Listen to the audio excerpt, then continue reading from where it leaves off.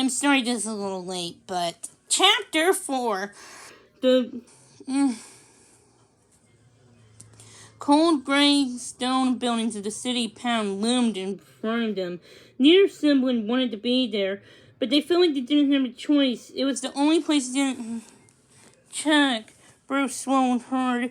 Oh, those poor dogs! It looked like a prison here, he said grimly. Annie nodded. The place gave her the creeps, too.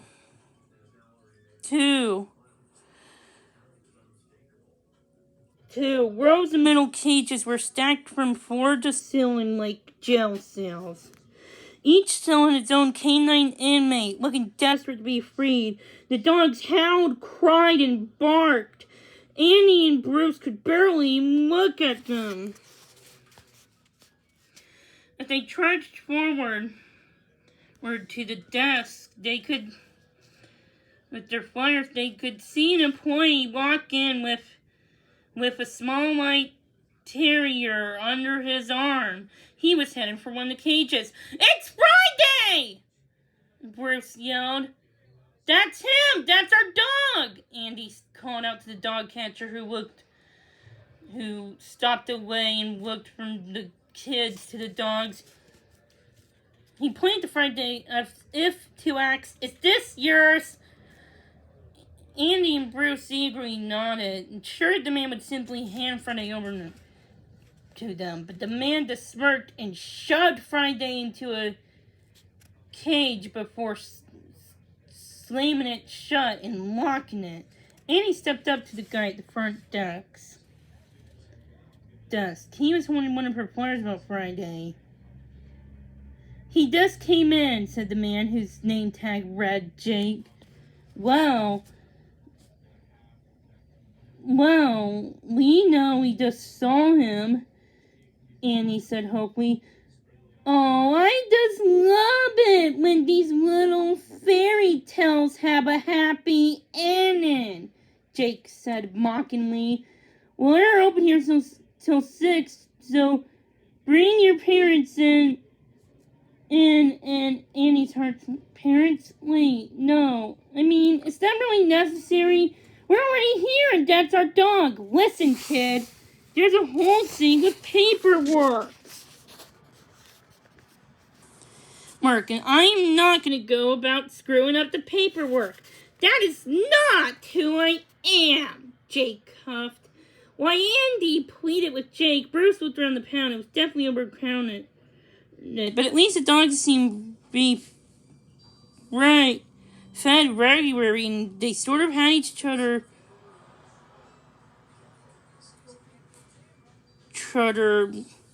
their company. If anything, the pound was a warm place for them to sleep on a cold winter's night. Maybe, just maybe,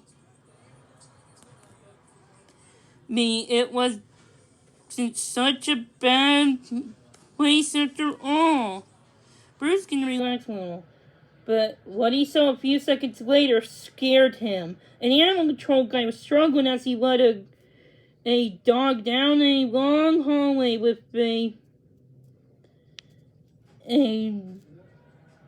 towards a door marked 13. When he came back a short while later, the man came out of the room holding nothing but an empty leash. That was when Bruce noticed a sign. "Check for your lost dog every day. We can only hold animals for 72 hours. It didn't take a genius to figure out what happened to Ben if no one claims dogs. He tugged, realizing that Friday could be killed, he tugged on Annie's sleeve and pointed to the sign. She read it quickly to Jake. "Alright," she told him, "I'm gonna level you. The dog means everything to us. He's the last we have of our late parents. We had him for a long time, and I honestly don't know what he would even do if anything happened to him. My parents aren't coming in. The real reason I told you is if I start crying, you start crying, and we would be a big, terrible mess. So I'm going to give you every penny I have in this entire world, and you are going to look the other way and let that dog out."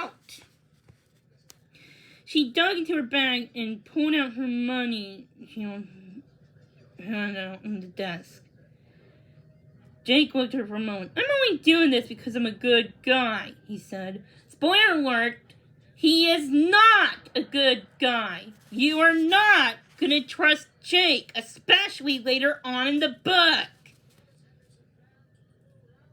Before grabbing the money and shoving it into his pocket. I had too. October Friday.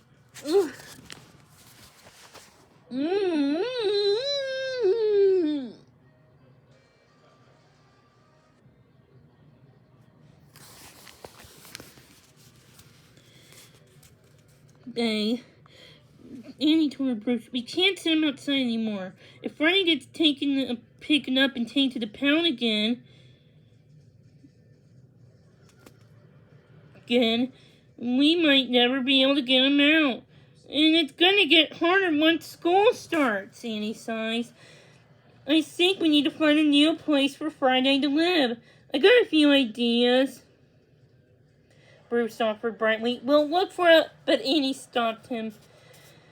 We've been hiding him for alleys and garages for 3 years, Bruce, she said. I think he'd be better off in a real home with a real family. We are a real family, Bruce insisted. Just then they were startled by a loud noise. A group of kids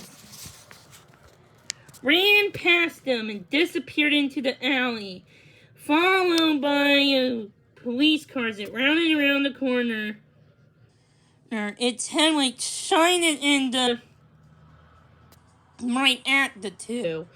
They immediately took down the street, with Friday leading this way. Hold it right there! A police officer called out. He and his partner jumped up out of the car with their guns and began to chase after them. Annie, Bruce, and Friday raced down another alley, dodging dumpsters and old cardboard boxes. They could hear the officers' footsteps gaining on them. Right at the end of an alley, they found themselves face to face with a monstrous old building.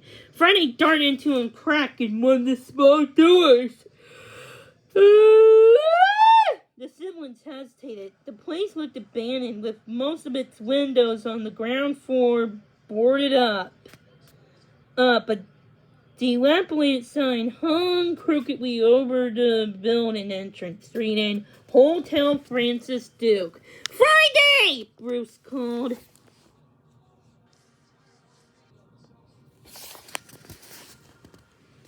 The officer's footsteps grew louder.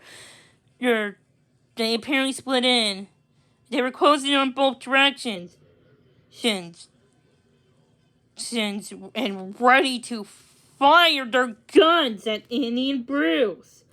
Did he really have to pick the creepiest building in the alley? Bruce said as he grabbed his sister and pulled her through one of the doors of the old hotel. As the door closed out behind them, they were cloaked in the darkness. They held their breaths for a while, and they listened to the police officers outside. After a while, there was a complete silence. Let's just find Friday and get out of here, Annie said. Bruce found a small flashlight in his backpack. When he flipped it on, the two saw that they were now in a long, dusty hallway. Bruce and Annie walked cautiously down the hall, and it led them to a large open area cluttered with kinds of old stuff, to worn furniture, to torn up books and newspapers. The walls were covered with tarp and scaffolding, as if someone once tried to patch the place back up. The siblings carefully picked up their way across the room to avoid bumping into giant stacks of cardboards and statues covered in dust.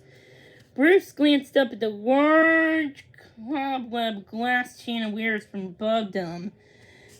At the end of the room was a long staircase leading to a second-floor balcony.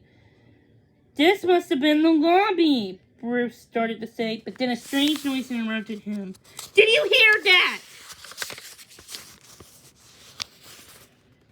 They stood equally quiet for a few minutes. Then they didn't hear anything else. Annie was reassured. See? It's just an old hotel, she said before a series of thuds began. Those are footsteps, Bruce said nervously. Hotels don't have legs. They can't make feet. They can't make footsteps. People make footsteps when they walk through hotels with their feet. You make a good point, Annie said, inching closer to Bruce. Who else was darting towards the hotel? She went. Something darted in front of them. The flashlight beam. Bruce tracked the object with light and saw the shadow of a huge and probably hungry animal. Annie covered her mouth to stifle a scream. But as the beast swept over them, they saw an adorable Boston Terrier with perky ears and a sweet face. Annie heaved a sigh of relief until a giant, hungry-looking Mastiff dog appeared. Friday raced out of the darkness. Friday! Bruce yelled, happy to see his dog again. Watch out! Annie called, not sure how the other two dogs would react to Friday, but this is no cause for concern. All the dogs happily wagged their tails as they greeted each other, like a reunion of old doggy friends. After the happy salutations, the dogs scampered up to the upstairs lobby. Do you think they belong there to anyone here? Bruce asked as they followed the dogs. If they did, would they be here? Annie said. Better here than the pound. The Mastiff led them to one of the guest rooms on the second floor. There wasn't much room except for a king-sized bed. The Mastiff jumped onto the bed, followed by Friday. Then the Boston Terrier perched herself up against the cozy spot. It was like they'd been friends their whole life. Annie could hardly believe her eyes. What about leaving Friday with these dogs for tonight? Bruce asked. He had a good feeling about this place. Well, he won't be lonely, Annie answered. It would be better to leave him on the outside where he could be picked up by animal control. One night, Andy walked over to the window and pulled down the dusty old shade. When she turned back, the dogs were already fast asleep. It looked like Friday he decided he was going to stay. Annie and Bruce walked quietly out of the room. Good night, guys, Bruce whispered.